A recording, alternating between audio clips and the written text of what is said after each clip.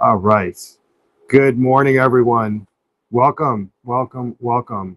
I'm Shawn the Koi Guy, and this is Let's Talk Koi, episode 170. 170, that's crazy. 170 episodes. I guess we're definitely gonna we're in the 200 is not that far away. It's a stone's throw away. So we're excited. Good morning, everyone.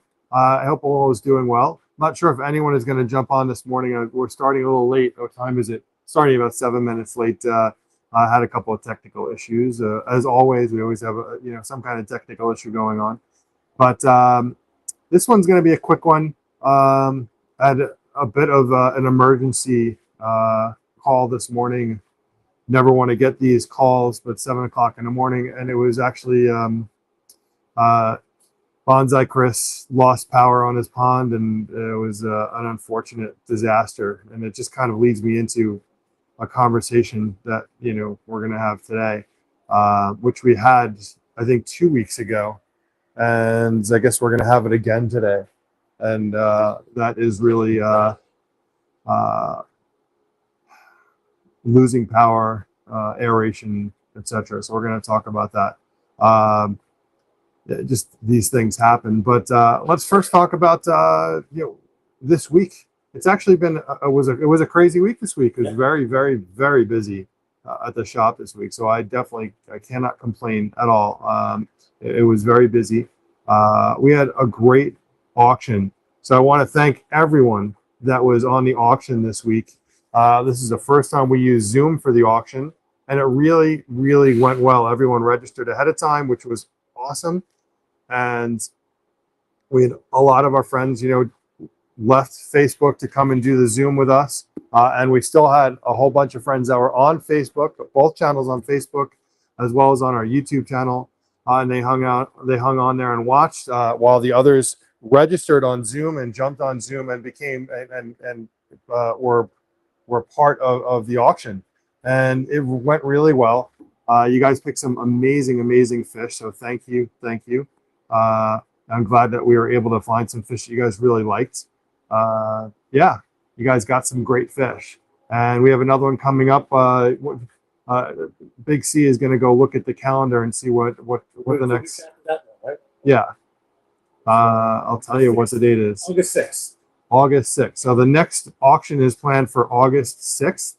Right now we're doing them every 2 weeks. I'd like to get them down to every week eventually again, but right now we're doing August 6th will be the next one. So that's 2 weeks away from now, a little less than 2 weeks from now.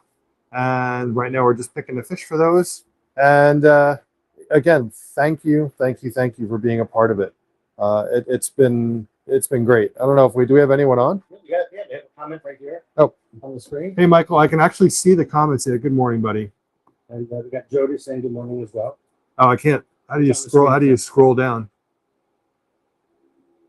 Oh, you're posting them there. Okay, I see it. Oh, you're in Newport. I love Newport. How many of you guys have been to Newport? So I kind of did like a pseudo honeymoon. Wife and we kind of never really went on like a real honeymoon. But we went kind of like a pseudo honeymoon in Newport, and we stayed in the bed and breakfast. Really, really nice bed and breakfast. It was kind of weird though. So owned by like a true like old school husband and wife. It was weird though. Like the husband called her mom, like mommy. It was kind of strange. Like that was weird. We had a jacuzzi in our room, and we accidentally left. I guess back when we actually read newspapers.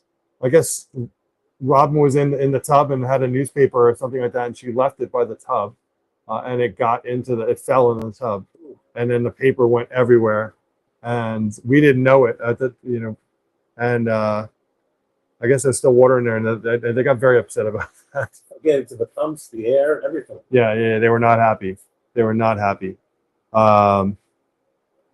So Newport is awesome. I hope you have an amazing time. If you've never been to Newport, like the mansions in Newport are just unbelievable. I mean, the Rockefellers, every rich family in the country had a home, kind of like in the Hamptons. It was Newport, Rhode Island, and if I remember correctly, we went to visit this one house. It's called the Marble House, and this is we're talking almost 30 years ago. So it's called the Marble House. It was owned by one of the Rockefellers. And Michael, you've probably seen this place, the Marble House. Good morning, Kathy. Good morning, Ed. Good morning, Jody. And they spent $10 million on marble in what? I don't know, the 20s? Like, when were these built? I don't even know. Michael, you might be able to answer that question. The Marble House, when was it built? But they spent $10 million on marble back then. So kind of crazy. I think Chad is looking it up for me. What year was it? Oh, it was built from 1888 to 1892. Wow. That's amazing. But so we did a tour of that Marble House. If you guys are online, looking at that house in Rhode Island, it was quite amazing. Rhode Island was such a spectacular place. Picture of it right now going on. Yeah, there's I love that you can do that. Yeah. That's pretty cool. So we're just showing a picture. That's a Marble House in Rhode Island. Michael's been going there for 42 years. Every single summer, he's been going to Rhode Island. Has anyone else ever been to Rhode Island? It is an absolutely gorgeous place. I am finally taking a vacation. I do need to put it on the calendar. So September 2nd to September 12th, I am going away on vacation. Where are you going? I'm going to St. Lucia. Very excited. Rob and I try and go somewhere. It's usually an island. Hi, Rachel. Good morning. It took 4 years to build. Yes. You're talking about the Marble House, I believe. You're talking about the Marble House took 4 years. Yeah.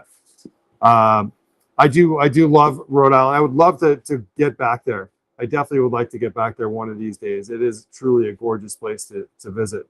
But we decided we're going to go to St. Lucia. Every year we decide to go somewhere. So I'm excited to get away. It's been an exciting season so far. We've done a lot of things. It's been incredibly hectic, which I definitely cannot complain. But I do need a little bit of time. I need a break. So I'm looking forward to going away with Robin. I'm not sure if he's watching. Hi, babe. I don't see her on here, but doesn't mean that she's not watching. So as I was saying, I had gotten an emergency call this morning from Chris, and unfortunately they lost power in the middle of the night. Chris has been growing these fish for 15 years, and this collection was one of those hidden collections that like no one had any idea that he had this amazing collection of fish, and so it was very emotional moments, very upsetting, pulling fish out that unfortunately had suffocated from a lack of oxygen. If you can afford to get a generator, and guys, you know what, we're talking about something that is ridiculously expensive to have a generator. If you do have a generator, make sure that it's set up with your pond. At a minimum, your aerator. If the generator can't handle the rest of the power from the pond, at a minimum, connect the aerators. It's super important. We have a generator here at the store. God forbid something happens, we know that it'll kick in, and it's something that it's a must-have item when you have a pond and you have a collection that you've been raising. I mean, listen, you can only do what you can do. Unfortunately, there was a company called Hylia that it still existed, but they made this great aerator that you used all the time, but it was a battery backup, and if the power went out, it stayed on for quite a number of hours. Unfortunately, they kept on failing. They just stopped working, and we were getting I think we had like a 98% return rate on them. And the first year they were working great, and then after that they did not. So I'm going to ask you guys, is anyone aware of a really good battery backup aeration system that we can pick up and recommend to our customers. The Hylia was a great one. It really was. It was an excellent one. I have no one that can go and grab it. Where is it? You know the one that we were using in for the videos? Yeah. That black one with the little dial. Can you grab that? Yeah. That one was an amazing one. And you may still be able to get them. The distributor we were getting them from stopped carrying them because they just were, everyone was returning them.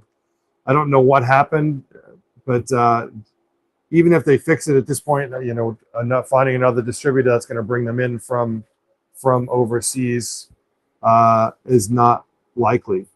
But if you know of another company that's making, and it's not just a battery backup aerator, because they have them for fish tanks. It's having one that can support your ponds, which is a lot more electricity than your aerator for a fish tank. I don't know if anyone's commenting here. I can't scroll. This is not a touch screen, right? No, not a touch screen. I was checking to see. So this is the one that, I mean, I've had this one for a bit and it works really well. I don't need to plug it in. That's the thing. So I don't know if you can see this here. This one's from Hylia. If you guys can find this one anywhere, guys, this is not plugged in. Okay.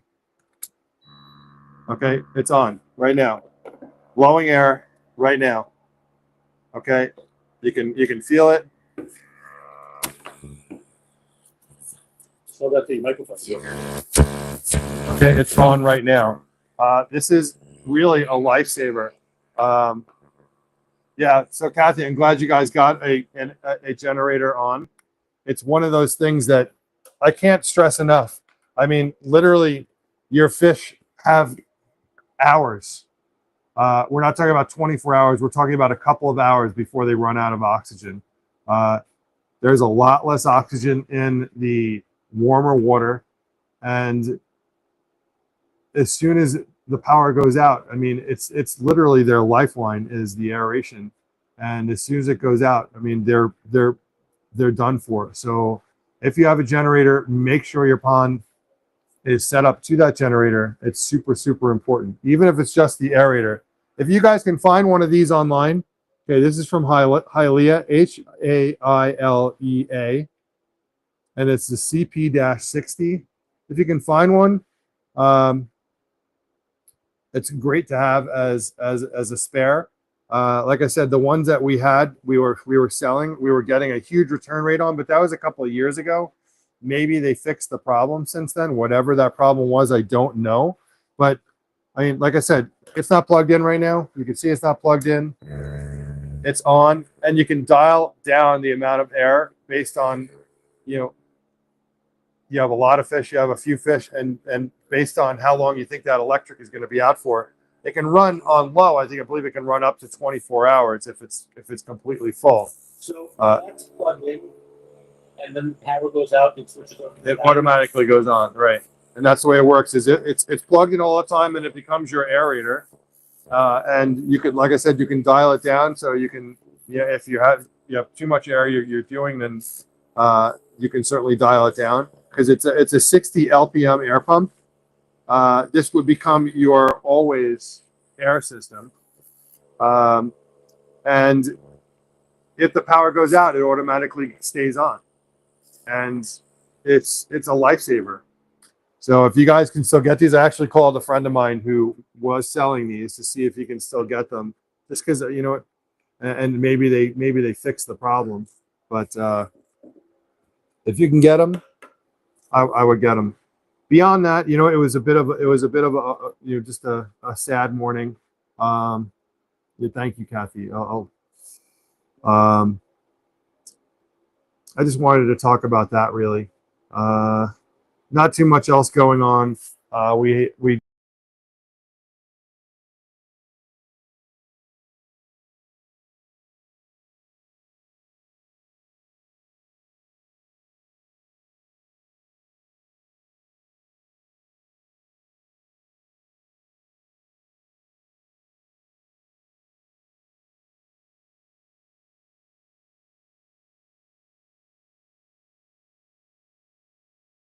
There we go.